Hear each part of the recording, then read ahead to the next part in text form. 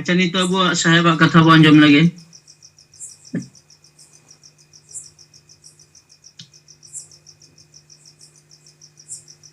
सनाम को जोहार।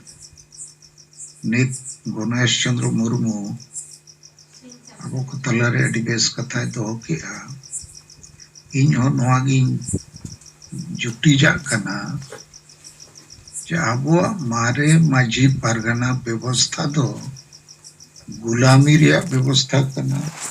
गुजु रिया व्यवस्था कना। नोडे खोय ओका अतु रे हो हर बाबू जुमित दाड़िया कोआ नोआ व्यवस्था ते और ओका अतु रे हो समाज सुधार कमी बाय हुई दाड़िया और ओका अतु रिन होड़ हो गुलामी व्यवस्था कारण ते आको आशा बसा जाति धर्म रोजगार जे मारंग बुरु दु जे कोणवी खोज बांचा रिया बाको कमी दाड़िया। आदो नोआ गुलामी व्यवस्था तेगे अबो बो गुजुक कना, दिन बो गुजुक कना। आदो चेक लेकाते बो सुधरा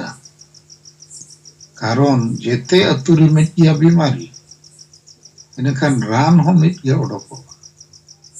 और रान बो ओडोक दाड़िया खान गोटा भारत आबो आदिवासी चे संताल बो जुमिदोगा। आदो ओना बैकग्राउंड रे ओना उयहर रे आबो को तबो अपया विचार को थोड़ा समझ पे कारण आबो जहां को बो कमी कना ओना दो बो कमी गया ओना कमी रे प्रभाव एलांग दो पजाक कना नित दो लेकिन आतु रे जेहेतु उनी माझी आज होय गुलाम गया और हो जते गुलाम कट पाए आतु रेन ओलो पढ़ा चाकरी जीवी हो गुलाम और बाकी न्यू बुलू और मुरुख को मा चेन हो बाको पढ़ाया स्टूडेंट को हो गुलाम अदे जेते अतु रे नई माझी परगना व्यवस्था दो और बोतोर ओचो कते गुलाम कट पाए कारण माझी बांखान para punai बाय गानोगा और माझी आदेश तेगे और आज सला जोड़ावकन तीना गन दलाल को बुल मताल को नुकु जेते अतु रे को डांडोमेट को और डांडोम पैसा आडी परव को जुया जिल को जोमा जेते अतु रे सामाजिक बहिष्कार बारन चे बाड़ हुई कना जेते अतु रे खड़ी मड़ी कते डन प्रताड़ना डन पांते हो हुई कना बहुत किरी अखरी हो हुई कना ने जेते अतु रिन आबोरिन होर एटा धर्म सेट को सेनो कना नई माझी परगना व्यवस्था दो मिट लेका चीन हो बाय चिका दाड़िया कना मारांग बुरु को रेज केट गोरे हो 300 का अतु रे होई बाय आजम का ओना लगित माझी मिटन दुपड़ू ए हो किया या अतु रिन होर जुमित कते बो ताहेना सुख शांति रे बो ताहेना चिली हो आलोक पोसड़ा बोमा पुलिस प्रशासन ठिकादार कंपनी पार्टी आदो नोआ व्यवस्था दो खाली जमयू एने सेरें रस्कर रमोय डरमा पता बोलने दाड़न बड़ा लगी कना और बापला बड़ान छुट छुटे रे होड़ को जावरा ओना जमयू लगी विचार लगी तो बांगे तो मासे आबो सनाम पार्टी को हो नेल के को सनाम संगठन को हो आड़ी संगे आबोरेन डॉक्टर इंजीनियर ऑफिसर को हो स्टूडेंट को हो लेकिन नोआ आतु रे नित नेल न्यामो कना नो नोडे सुधर जुदी बाय हिजुआ आजादी जुदी बाय हिजुआ इना खान ओका लड़ावना हो पाले बाबू दाड़िया मानवा चेतन रेबो चर्चाय मा और आलो पेला जाओ बोतरो इन जहाँ तीना उयहर दाड़िया इन विचार दाड़िया इन नित नेल न्याम किया जे एते अतु रे एखन गुलाम मेना कोआ ऑल पढ़ाओ हणो गुलाम कना को माझी गे अबो दो गुपियत बुआ और सांगे माझी बकोल पढ़ाओ कना सप्तो को बुलुआ संविधान आईन ह्यूमन राइट्स को देश दुनिया चेक हम को बढ़ाया आदो मिट्टन मुरुक जुदी स्कूल रे पढ़ाओ में है नखन दो चेक दा जोहार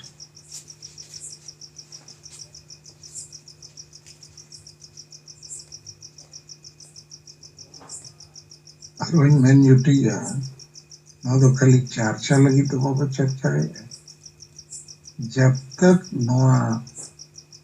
गुलामी व्यवस्था गुजु व्यवस्था बड़ी व्यवस्था असंवैधानिक व्यवस्था अलोकतांत्रिक व्यवस्था बाबो बदला बाबो सुधरा बाबो जुमित ताड़िया और अब आशा बसा को बाबो बंचाव ताड़िया मारांग बुरु हम बाबो बंचाव ताड़िया और उन्हारे मित भरिया के उदाहरण नहीं है मारांग बुरु सुर रे 156 टी संताल अतु मेना मिट्टन हो माझी चे अतुरिन होड़ मारांग बुरु बंचाव लगी ना को बिचेरे ना को कमी करना ना को चिंता करना जेल रिन होड़ दो वखन बाम बड़ा उकारे मारांग बुरु दोसार एग्जाम्पल कुणबी मातो को धनबाद कोई बोकारो 30 जनवरी 2022 रे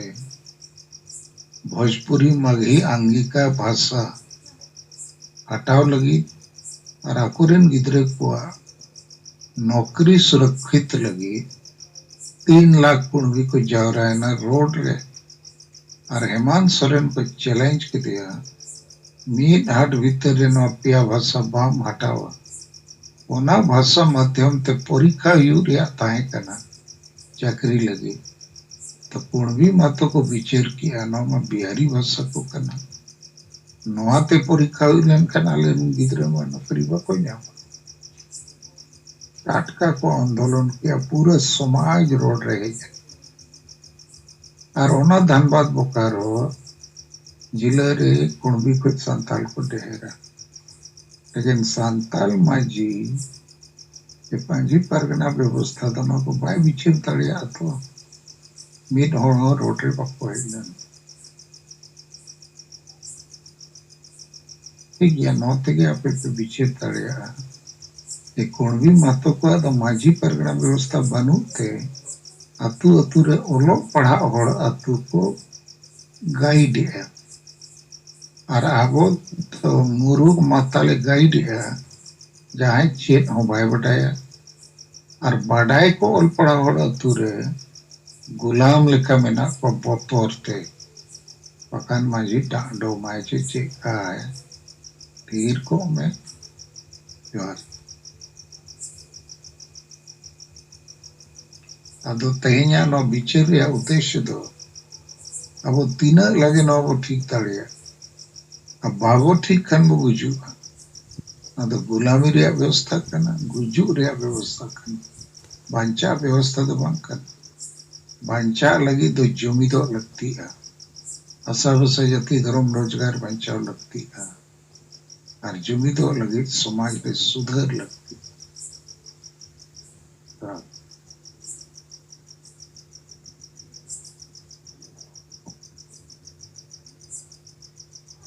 अभी सरा अबुरन गमके अबु तलारे अभी बेस अकोई ते कथा कोई साब रकाबात बुना और अभी गहिर ते बिचिर रिया कथाई मिताबुन कना आदो मानी तो अबु नोआ को पॉइंट चितार रे जहां लेखा बो उहरिया ची लेखा रे बो सुधर दाड़िया वो कथा को साब रकाब ताबुन पे आदो तीन में जुमरे अबु यहाँ को मिना बुना उनको के लगे कथा को हेहब जावराई तबन पे चा विभूति टुडू असे हमसे कोई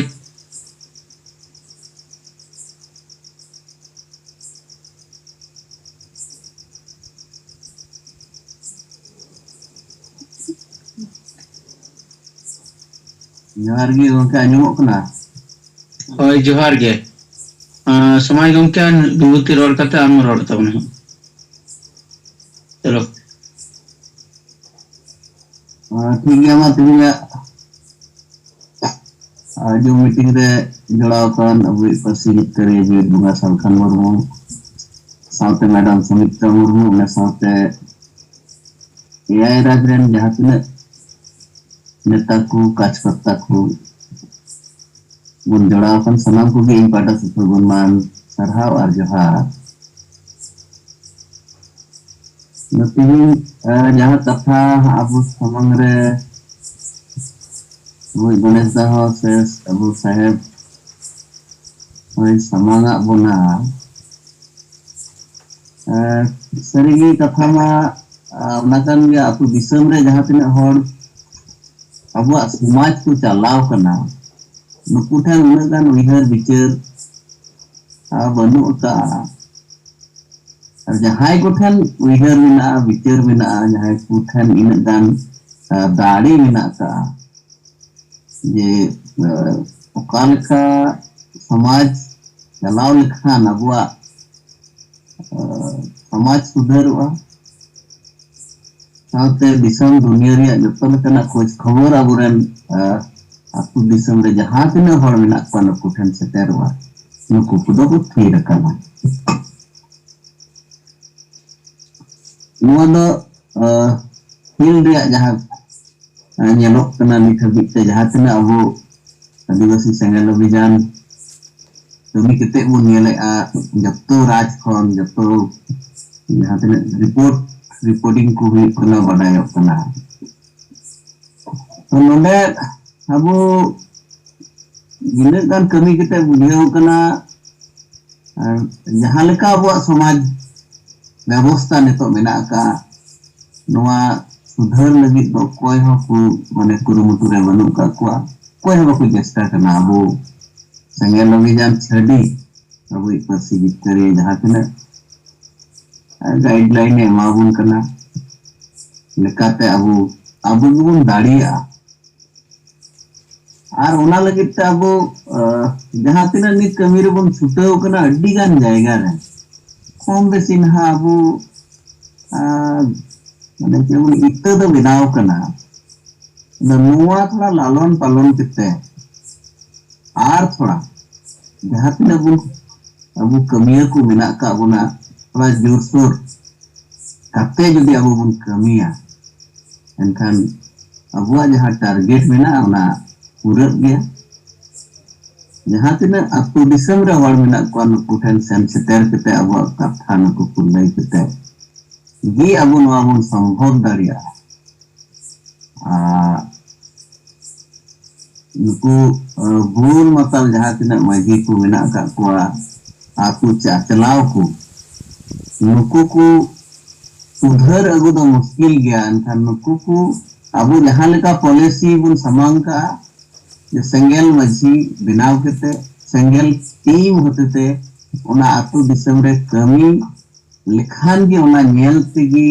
ओना आतु रेन हर को सुधरवा अबु को पंजा बोना साउते ओना आडे पासे रेन हर को नेलते ओना को चीज लेखान नोआ विचार धारा जदि उनको ठेन सेटेरवा एनखान उनको तलारे मिटांग विचार हजी और जहाँ तिना नुकु मारी हर को मेना का को मारी बोहो नुकु नित हबी जहाँ बाको बुझे कना नितो रेन जहाँ यंग जनरेशन मेना का को नुकु दो कटी ऑल पढ़ाओ बुद्धि विचार नुकु थे मेना जो तो हड़ा तीरे नितो एंड्रॉइड फोन मेना का नुकु कुठेन होना कथा सेटर लेखान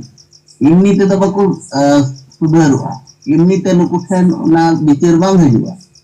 नुकु अबु बन इदी उठवा को और उनको बन लय चीरा को ये अबु नुका ते अबु समाज बन सुधर दाड़िया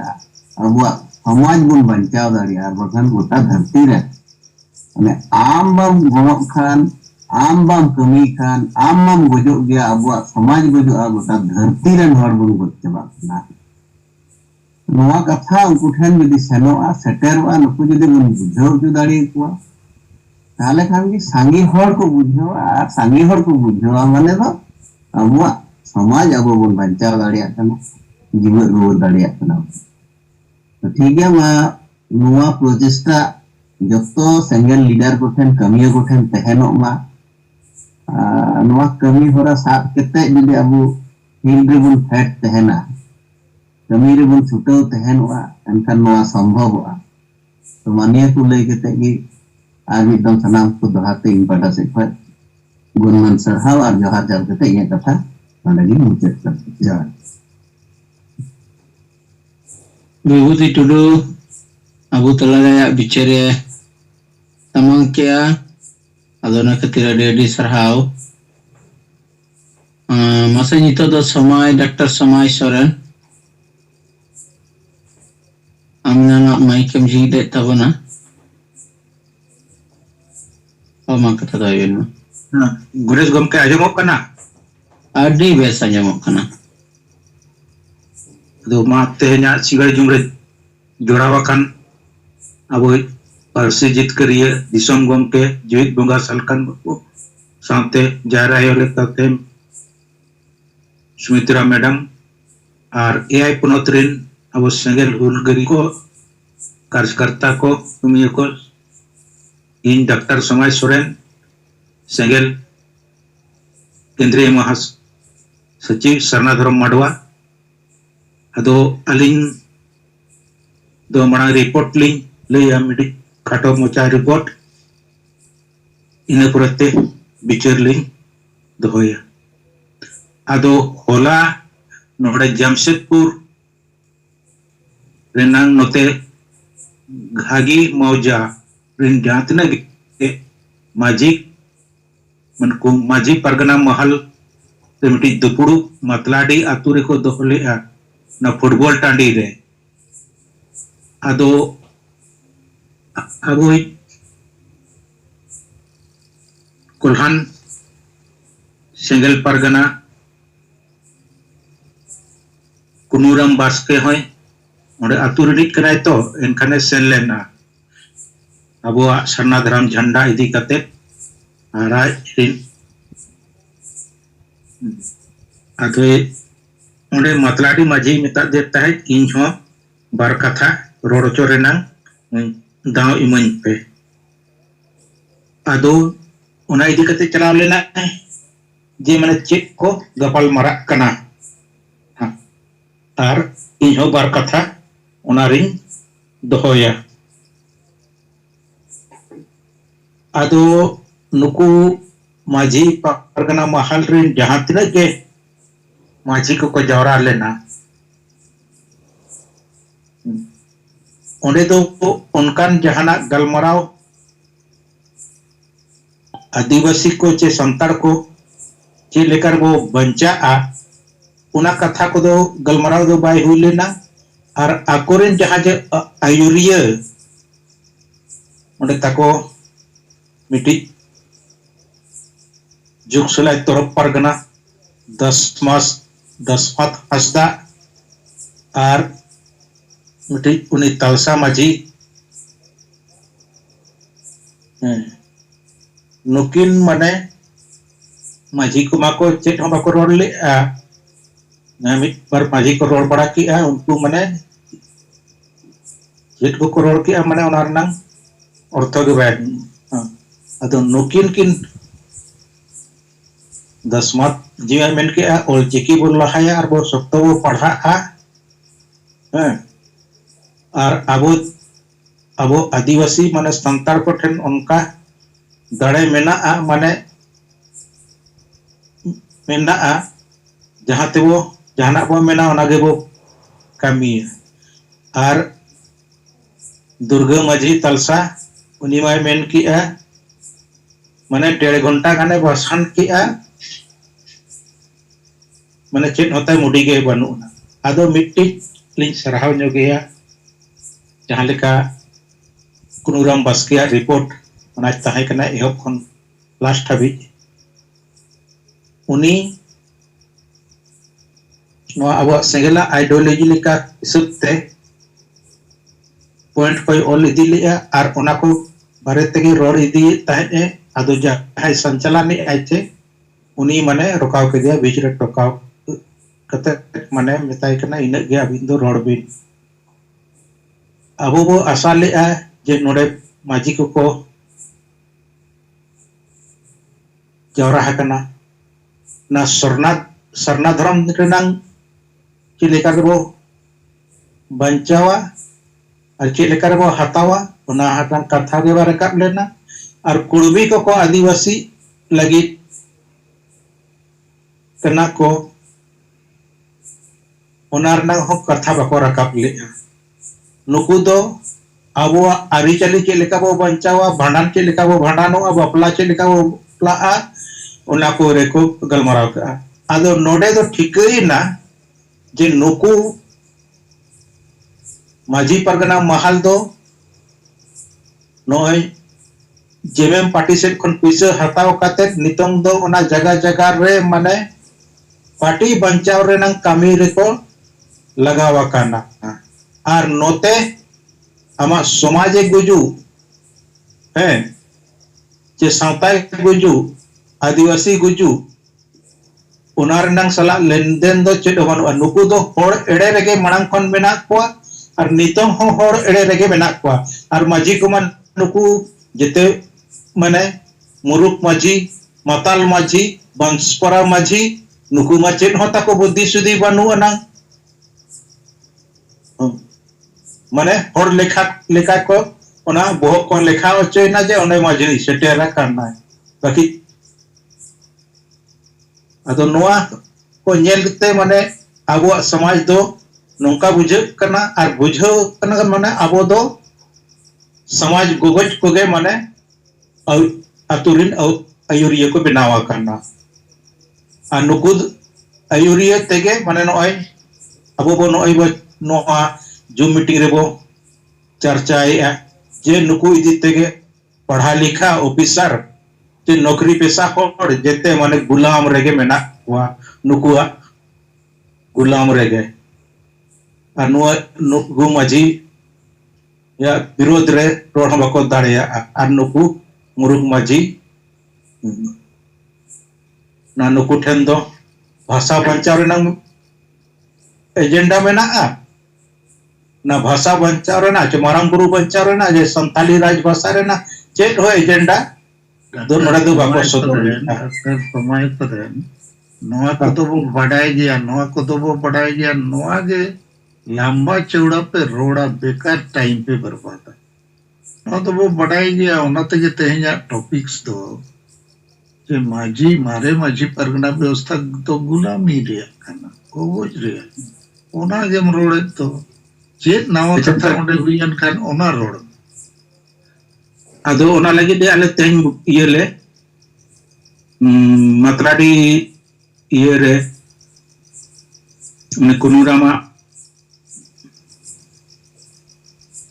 बकुल रेगेले मने ले जावरा लेना अदो उना कोले समीक्षा बड़ा किया हैं आर चेत लेका रे मने ये कते नुकु वो स्पोर्ट्स कुआ उना को रणनीति कोले ठोको किया हैं आर नोय ना नोते जमताड़ा रे जहां डीसी को ऑल कते को एमकाट को सरकार पासेट को माझी को गोडेत को प्राणी को ना को मोटरसाइकिल आदो ओना रे नंग हो माने आले बुधवार माने नोडे जमशेदपुर पूर्वी सिंहभूम डीसी माने 28 तारीख नाले न्यापामिया नकरना ड्राफ्ट कोले पहले ठीक किया दूसरा नितन जो जहां माने नय जे नुकु माझी को जहां जे माने गुलाम को दोहा काट को आदो नवा ते चेक लेकर बो सुधरा नवा लगी ते तो अलिया उइहर जे मत माने नय जे अबो अतु अतु सेन काते माने ओंडे खन माने जहां जे पॉजिटिव धारा और को उनको सला गपाल मराव काते अब सेगेल रेलांग आइडियोलॉजी और कुणबी को और नसरना धर्म को लगी जहां जे बुजुर्ग और को उनको ये मिसा काते माने अब सिंगल परिवार के सिंगल उड़े खन के तनम दो उनको अल्टरनेट माने सेंगेल माझी बनाव कते माने ओडे परिवार को जहाँ को कुशी सेंगेल रेना आइडियोलॉजी उनकाते एनांग नुकु दबो ना माझी परगना सेन खन तो बो लग दाड़े को आर माने बो ओना पैरल रे बो तिगु दाड़े को मा अलिंग दुनिया के मेन कते सनम को दोढ़ाते सेंगेल जोहार गणेश चंद्र गंके जोहार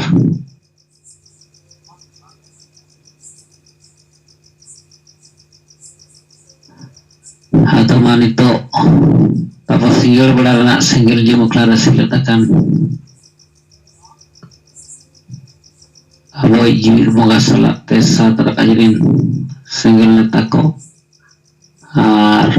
मैडम सुमित्रा मुर्मू इन नारायण मुर्मू सेट खन तो सानाम को गे सेंगेल जोहार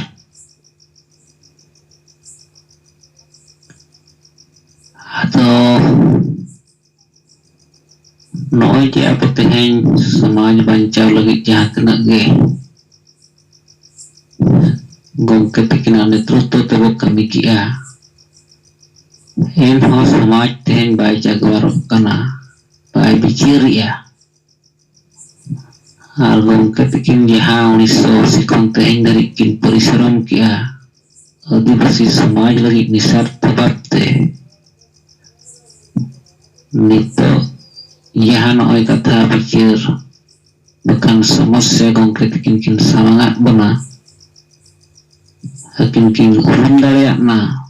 हकिना यहाँ नुनक दिन रना चेष्टा कारण ते जे आदो उजु समाज बाय बिचार दाड़ेयाक कना माने गुलाम अकन गया आदो नॉय गंके तकिन पुष्टो सहित किन नेल ठिके कते कथा किन सामंगात बना आर अबन ठिके दाड़ेयाक कना माझी परगना कारण ते गुलाम अकना माने दो अतुरे जहाँ गे मेना को चक्री जीवी ओलर पड़ा पड़ा कुड़ी मान को जतो आदो नोआ लगी ते दो अब नोआ ठीक लगी ते दो जहाँ वो कमी कान ताहें सेंगेल माझी बनाव को गे नोआ को तो बनाव को गे मेनखान नोआ समाज बाय गरहोने सुधर से बाय तावाम सनाए कन गया होना गुलाम खातिर तेगे अब जहाँ तना मारे ना बगी कते नावा डहर नावा उयहर जहाँ बो सामंगा का नोआ नितो बाय गरहों दाड़ेयाक कना नोआ गुलाम कारण तेगे आदो नोआ लेकाते आबवा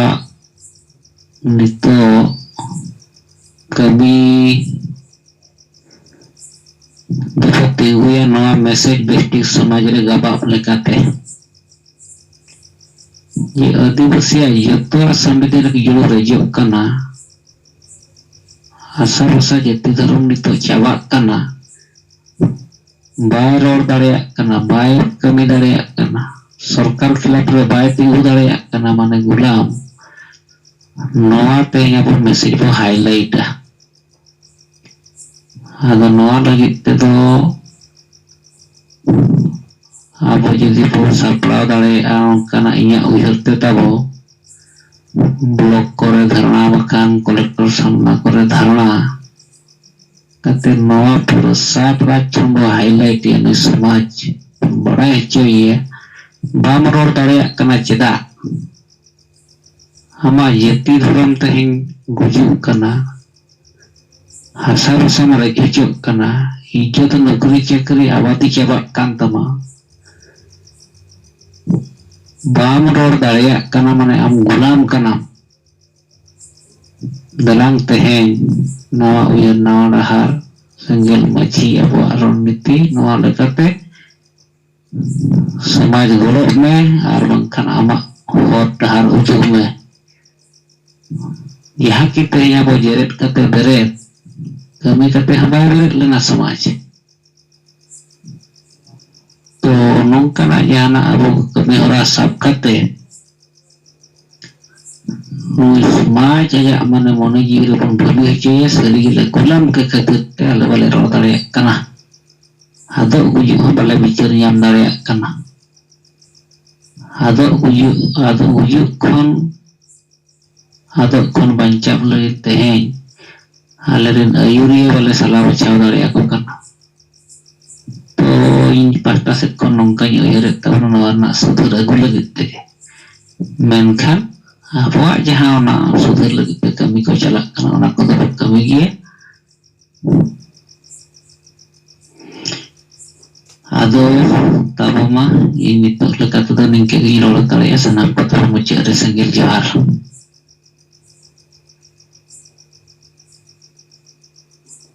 ᱱᱟᱨᱟᱭᱚᱱ ᱢᱩᱨᱢᱩ ᱟᱹᱰᱤ ᱟᱹᱰᱤ ᱥᱟᱨᱦᱟᱣ ᱟᱵᱚ ᱛᱟᱞᱟᱨᱮ ᱵᱤᱪᱟᱹᱨ ᱫᱚᱦᱚ ᱠᱮᱜᱼᱟ। ᱟᱫᱚ ᱢᱟ ᱚᱱᱠᱟᱜᱮ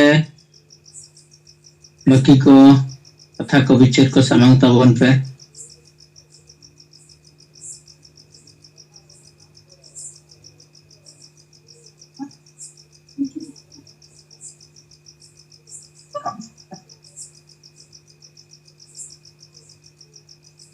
आधार सरेन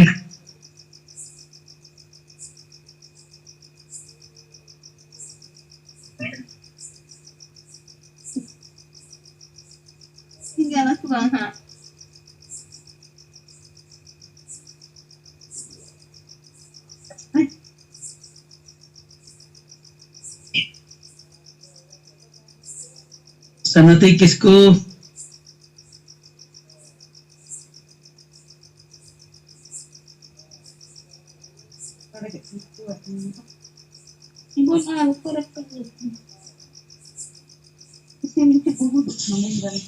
ᱟᱫᱚ ᱢᱟ ᱡᱚᱦᱟᱨ ᱜᱮ। आमा जोहार ᱢᱟᱱᱟ ᱡᱩᱢ ᱢᱤᱴᱤᱝ ᱥᱮᱞᱮᱫ ᱠᱟᱱᱟ ᱵᱚ ᱯᱟᱹᱨᱥᱤ ᱫᱤᱥᱚᱢ ᱜᱚᱢᱠᱮ ᱥᱟᱞᱠᱷᱟᱱ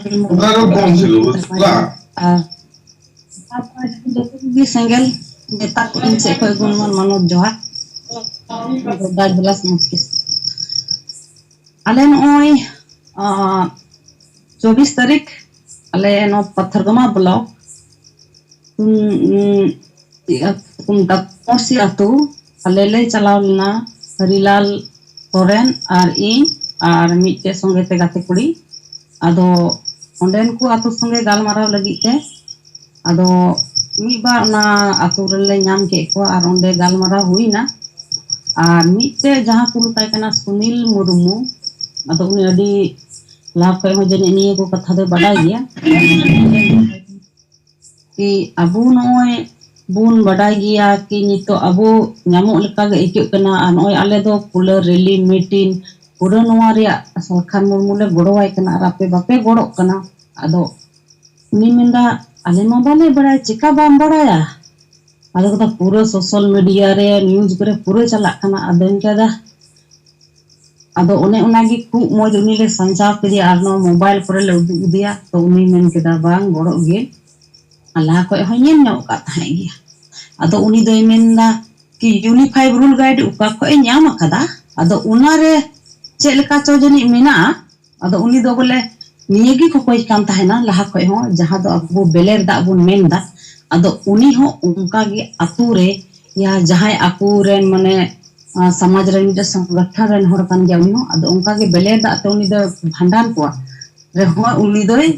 उना कमी हुआ पारोमा तो उना रे हर को विरोधिया तो उनी रे उना बाय कुसिया तो उनी दो अबुआ विचार धारा गी कमी रे अडी मिनाया आदो इनका आले होनी ले कमी केना आम हम कमी केना आमी रे आले अडी जोरसोर में आले आदो आम हो गड़ो में आर नोडेन को होर आम कथा नय मीटिंग होपे दोहो केदा आनी को कथा बापे रोड रकादा आदो इनका बडाय गी बनुआ तो चिकाम रोड रकाब आदो इनका ठीक गया आम गड़ो ताबुन में आ नय आले दो 15 मार्च आर हो नय आले दो हा शक्ति प्रदर्शन जिला मुख्यालय रे आले दो नवा पूरे चला तालेया और जहां दो 7 अप्रैल मा मेना ताबुन गया भारत बन आदो नय अबु को नवा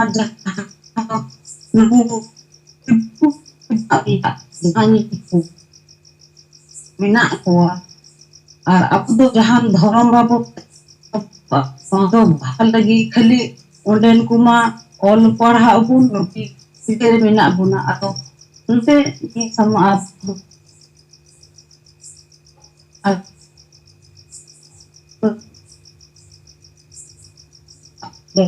उनले पापा कहते हैं और उन्हें कोई ले है ना पत्थर को मां बोलो बिना मीटे कुछ बिल तो कुछ बिल अपुरे उन्हें तो उन्हें भी चला तो आतो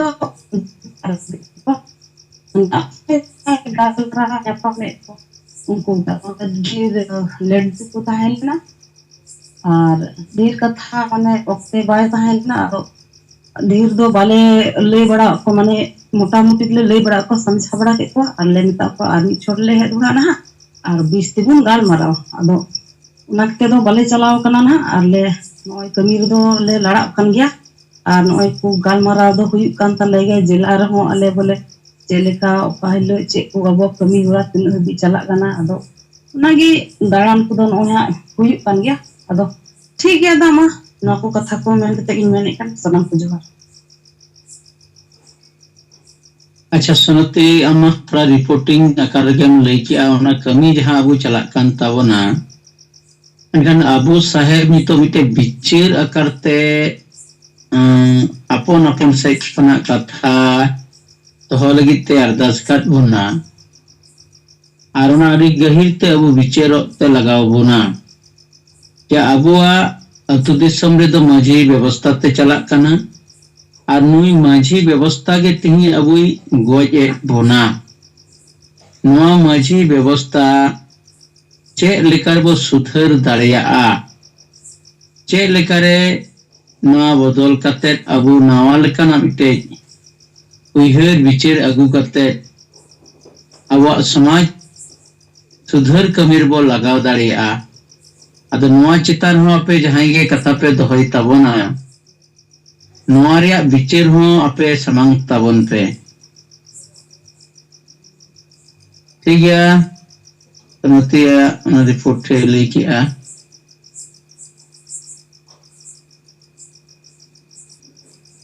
सनम को जोहार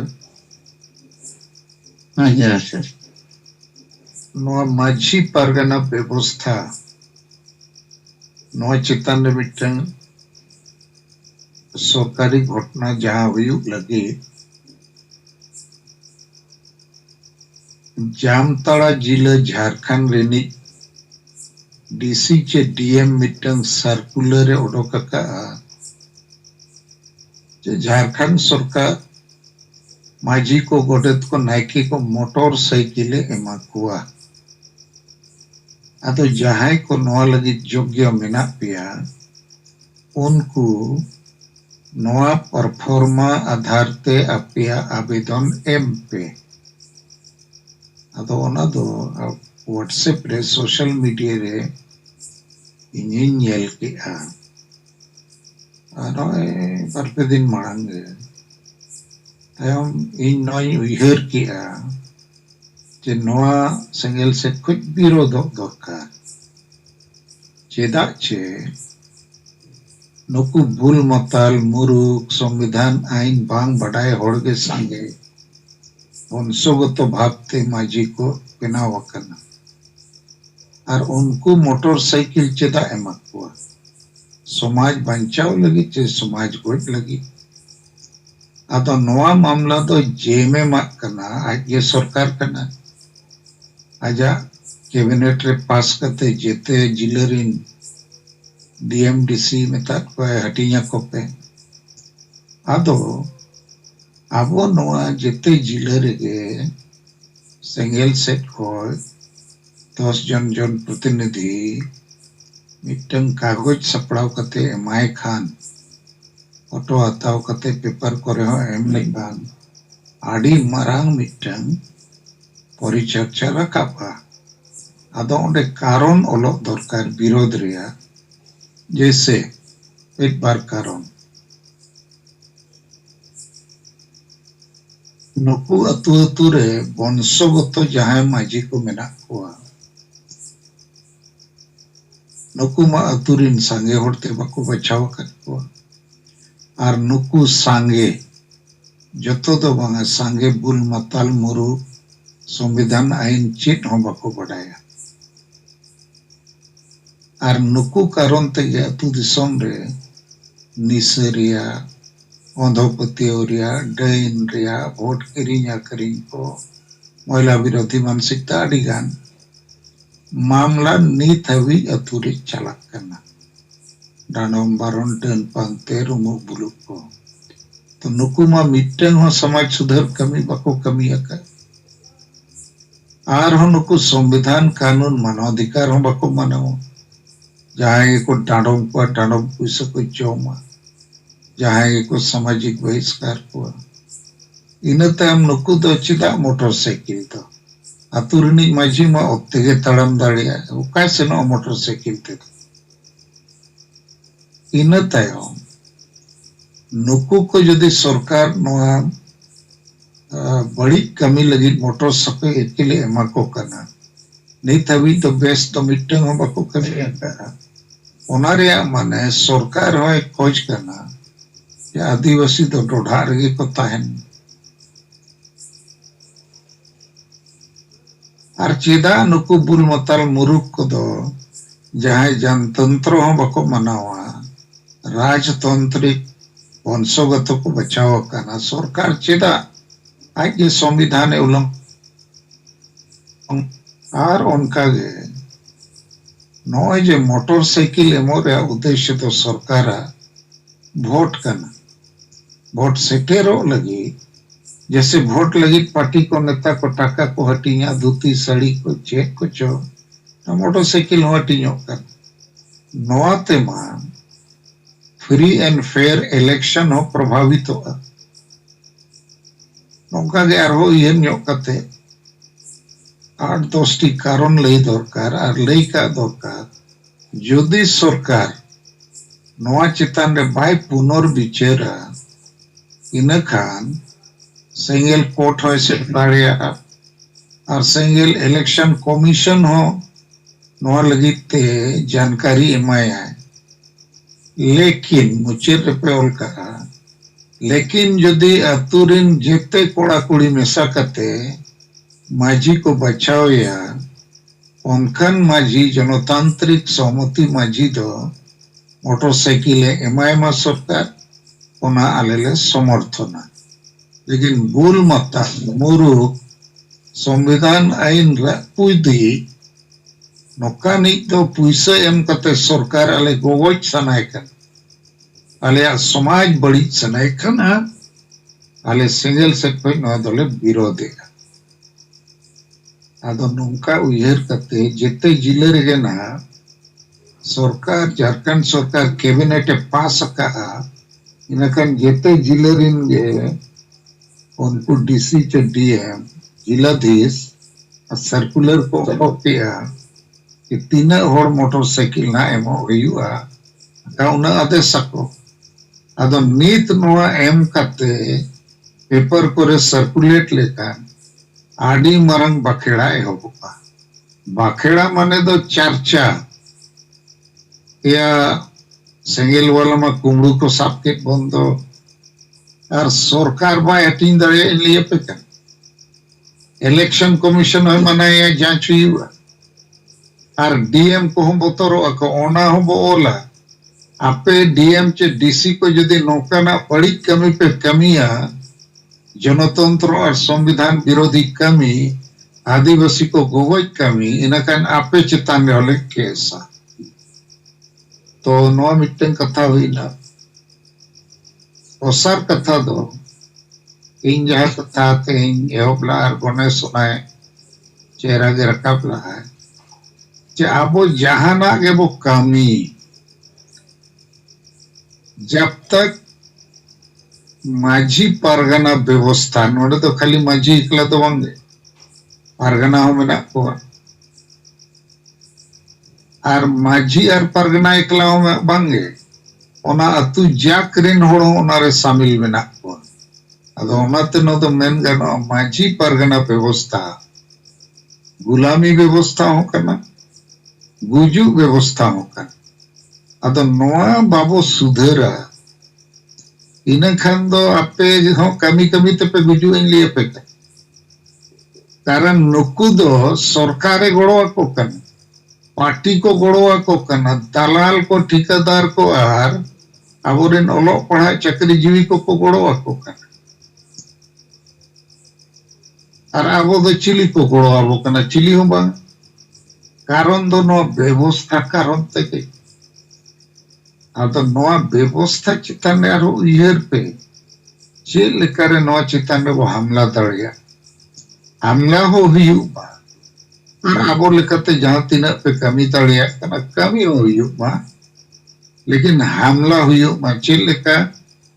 bharat disam re hor gulam ko tahe kan गुलामी जो हो राजा महाराजा को भारत रे को ताहे कर उनको राजा महाराजा दो अंग्रेज के को गोड़वा को कंता है जैसे नीत जहां तीना पॉलिटिकल पार्टी में ना को और सामाजिक संगठन में पार्टी रिन बी टीम कना को और नुको माझी परगना हो अतु अतु रिन राजा कन गया को तो नुको दो अंग्रेज रिन गुलाम के को ताहे कर लेकिन आजादी कथा रखा बनता चासी को स्टूडेंट को साधारण होर को पूरे सिंगल को साफ के आजादी लगी तायम दो राजा को बतौर ने आर्मी लेका दो को चावाए तो अब समाज रे नित दोनों को माझी परगना को तो राजा लेका में गुलामी रिन राजा कना को अबो गुलाम कते को तो बतौर कते नुकु ठेन दो ना डांडोम बारोन ट्रेन पांते कोरना चाबुक मेना और आबो दो नुकु डॉक्टर बो बनाओ कट को अने मुरु के डॉक्टर कना अने रान जगह रे बीस एमम कना तो इन्या मैन नुकु चितान रे जैसे मिधो बो जेरेट लेट को और वो जेरेट को ना तो बइन मेने आर चेक हुई तड़ेया ताकि नो मिटन नारा पसना मा जे मारे माझी परगना व्यवस्था तो गुलामी और गुजू रिया व्यवस्था कना आजादी और बंचा लगी तो सुधर लगती है अकन सुधरते हुई सेंगल चेक उनका ना माने मार्केटिंग बिचेर खोज क्रांति और परिवर्तन दो हिजुआ नो मिटन नवा आइडिया कन कारण अबोरेन होड़ दो नित हबी बको बिचेर का ऑल पढ़ा और डॉक्टर इंजीनियर हो जे माझी परगना व्यवस्था दो गुलामी व्यवस्था कन गुजू रे व्यवस्था कना आंजोम लेखन बहुत रुकुआ पकन बहुत चपुयन गे अरे बाबा ओका लेका नो कथा तो ठीक है मा आरो आपे को बिचेर बो आंजोमा आदो आपे रिपोर्टिंग को खाटो ते रिपोर्ट पे जहाँ लगती बनुआ लंबा रोड लिया मिट बार लाइन ते जैसे डॉक्टर समय सोरेन इन टोकाउन्यों के दिया अरे मारे माझी परगना महल वाला तो ओनागे से को कमिया ओनागे लंबा अचूर बीर कतम ले वो कन चेला ओंडे चेक नवाना हुई कन खन ओना ले में ओकन रिपोर्टिंग लेकन मा कथा के बनुआ ओंडे और सुनती इसको ठीक है उन्हें तो आजा रिपोर्टिंग का तुरे मीटिंग किया है लेकिन उन्हें कोई ढेर इम्पोर्टेंट टॉपिक्स तो नहीं तो नोआ करना जहाँ तीना अतुरे पे मीटिंग में चिपाई गुड़ो कन चिली हो बको गुड़ो आते उन्हें के गुलामी तो माजीरिन गुलाम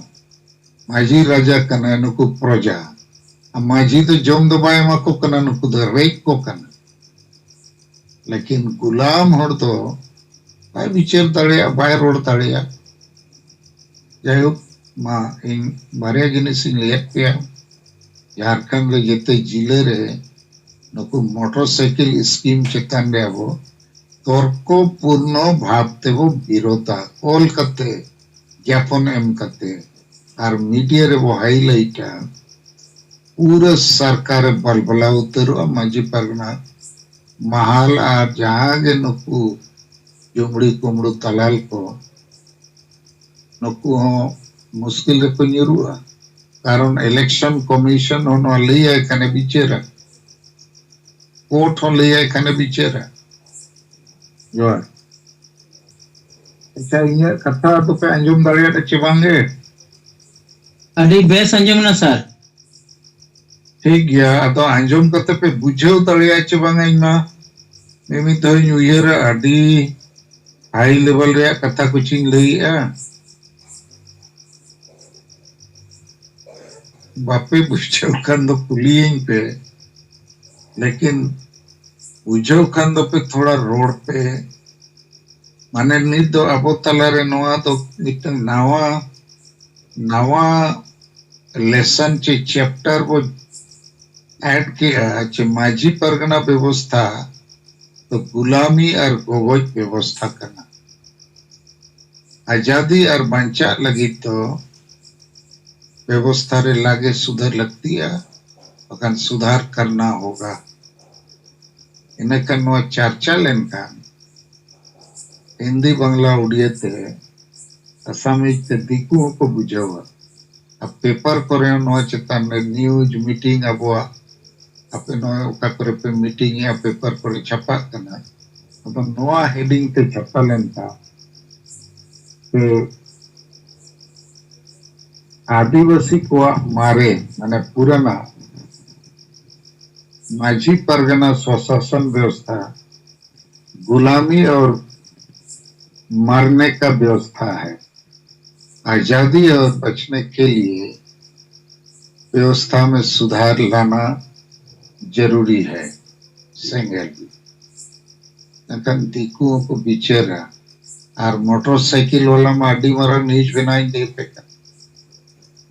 पूरे सरकारी तंत्र रे डीसी एसपी वीडियो सीओ को सलाह क्या नया चीज आ गया और नुकु जेएमएम पार्टी को चिंते या सला माझी को के नो बाबो एम दाड़िया को कन्ना को रगिया और नुकु के नुकुरिन बूथ एजेंट कना को नखन उनको गड़बड़ होगो बाकी पार्टी तायम नो चितन रे हमला को होगा तो नोडे खोज हो माझी परगना व्यवस्था रे सुधर रिया मिटंग सेंगेल जुलू आ अच्छा मा जोहार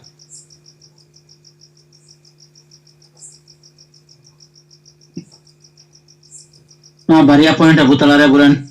गंके समांग किया अडी बेस और नुकु माझी को वंशवादी माझी जुदी अबू मोटरसाइकिल को नामा नो दो ठीक बाई हुआ अबू दो माझी मोटरसाइकिल को नामा अबू दो गणतांत्रिक माझी निर्वाचन काते उनकान हर नाम दरकार करा नो कथा अबू साब रकाबा अबू ना और माझी परगना व्यवस्था चितान रही सुधर अदमा गोंके जहाँ कथा लेके आदि गहिर और आदि सठिक विचार करना सठिक कथा करना और नो अबू माने लगे ते लगे नो विचार दीते के लगाओ बना अदमा नो कोई दिक्कत कथा को विचार को सामने तवन पे गोंके जोहार जोहार ᱱᱚᱣᱟ ᱡᱩᱢ ᱨᱮᱵᱚ ᱥᱮᱞᱮᱫ ᱟᱠᱟᱱ ᱡᱤᱣᱤᱫ ᱵᱚᱸᱜᱟ ᱯᱟᱹᱨᱥᱤ ᱡᱤᱛᱠᱟᱹᱨᱤᱭᱟᱹ ᱫᱤᱥᱚᱢ ᱜᱚᱢᱠᱮ ᱢᱟᱱᱚᱛᱟᱱ ᱥᱟᱞᱠᱷᱟᱱ ᱢᱩᱨᱢᱩ ᱥᱟᱞᱟᱜ ᱢᱮᱰᱟᱢ ᱥᱩᱢᱤᱛᱨᱟ ᱢᱩᱨᱢᱩ ᱟᱨ ᱥᱟᱱᱟᱢ ᱜᱚᱢᱠᱮ ᱠᱚ ᱤᱧ ᱥᱮᱫ ᱠᱷᱚᱱ ᱢᱟᱲᱟᱝ ᱨᱮ ᱥᱮᱸᱜᱮᱞ ᱡᱚᱦᱟर ᱤᱧ ᱥᱳᱦᱚᱱ ᱦᱮᱢᱵᱨᱚᱢ ᱟᱥᱟᱢ ᱯᱚᱱᱚᱛ ᱥᱮᱸᱜᱮᱞ ᱯᱨᱮᱥᱤᱰᱮᱱᱴ ᱤᱧ ᱥᱮᱫ ᱠᱷᱚᱱ ᱱᱚᱣᱟ ᱜᱚᱢᱠᱮᱭᱟᱜ ᱠᱟᱛᱷᱟ ᱪᱮᱛᱟᱱ ᱨᱮ ᱡᱟᱦᱟᱸ ᱱᱤᱛ ᱵᱤᱪᱟᱹᱨ ᱥᱮ ᱜᱟᱸᱰᱚᱱ ᱞᱮᱠᱟᱱ ᱠᱟᱛᱷᱟ ᱡᱟᱦᱟᱸ ᱥᱟᱢᱟᱝ ᱮᱱᱟ 1 नंबर मा जे सरीगे नुआ आदिवासी संथाल समाज रिया माझी परगना शासन व्यवस्था से समाज दो एकदम गुलाम अकान गया कारण जुग जुग को ए अगु अकाना और गुलाम अकान रिया मूल कारण दो नुआगे जे आतु आतु रे जहां तिनक माझी परगना मेना को नुकु दो रुमु बुलु डांडम बारन डन पंथी हिससुये नुआगे हुईना व्यवस्था नुआ खन चेतान रे आरो मिटन जहां मेना जाति रिया उयहर बनुआ आशा भाषा जाति धर्म रिया मा उयहर बनु तर गया एंडेखान उनक को कुरुमुटुयेत आर बो चेष्टायेत रेहो नुकु बाको बिरि दाड़िया कना माने गुलाम अकान गया को और नुआ गुलामगिरी खoj उडुको लगित तो चेतन गुलामेना चेदाइन गुलामेना चेक लेकारिन गुलामेना ओना बाय बुझो दाड़िया हबि तो उनिया मेट ती जंगा लुतुर चेक हो बाय कमिया एंडेखान नोवारे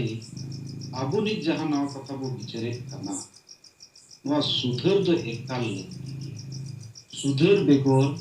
सरीगे गोज दारी कान गे नोवा गोज दारी बात कते नितो जीवित दारी आबु रोहय तिगे बियुआ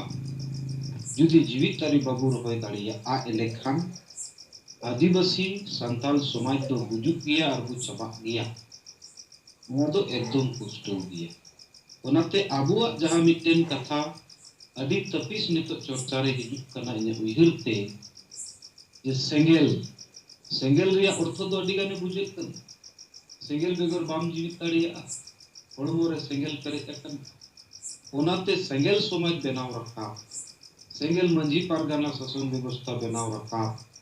नोवा अडी लक्की किया नोवा गे सुधर रिया मारांग अर्थ कन भारत दिसम को जहां लेका आजादेन रिया कथा लई कि आगोंके सरीगे आदिवासी दो हिड़िंग उतर के और नई मंजी पारगाना शासन व्यवस्था समाज दो हिड़िंग के कारण आतु आतु रे भाषा रिया चर्चा बनु धर्म रिया चर्चा बनु जाति रिया चर्चा बनु और ओलोक पढ़ा कुड़ी गिद्रा कोड़ा गिद्रा को रोजगार रिया चर्चा बनु अदो ओना बनु माने दो सेता सुकुरी सीम पुसी बराग गया एंडेखान मानवा बनाव को लगी नितो मंजी पारगाना शासन व्यवस्था सुधर अडी लक्ति गया सुधर दाड़िया एनांग को आबो को जितरो अनो सरी कथा करा दोसर कथा तो जहां नितो जेमेम सरकार से झारखंड रिया व्यवस्था रे जहां मोटरसाइकिल एम रिया कथा मेन की आगोंके नितो ओनारे आबु से को विरोध सदरो एकदम लक्ति गया कारण नोआते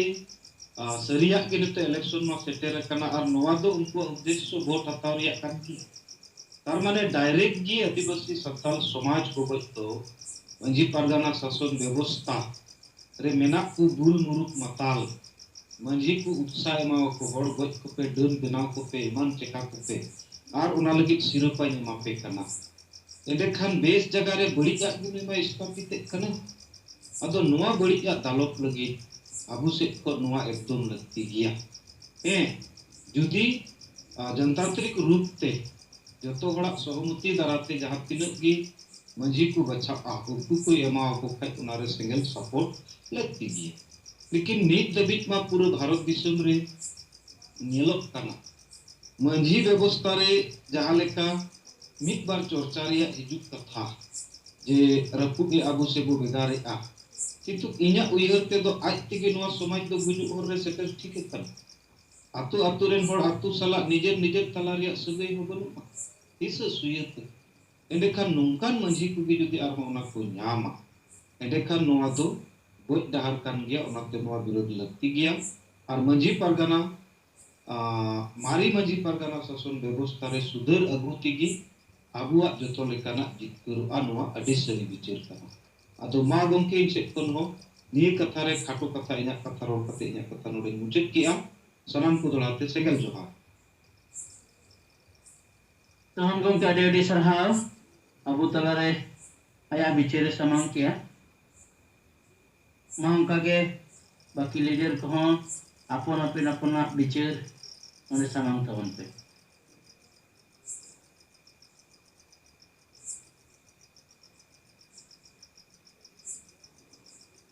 तमाम को जोहार अरे बेंगोल जोहार लोगली जे तोला दुने के लिए क्लब कमिले कते टाइगर एसोसिएशन में जनो है आई सोनो गोंके कला पे हो सकता है जहां तक रोड तक के लिया या आदिवासी समाज ना व्यवस्था है वो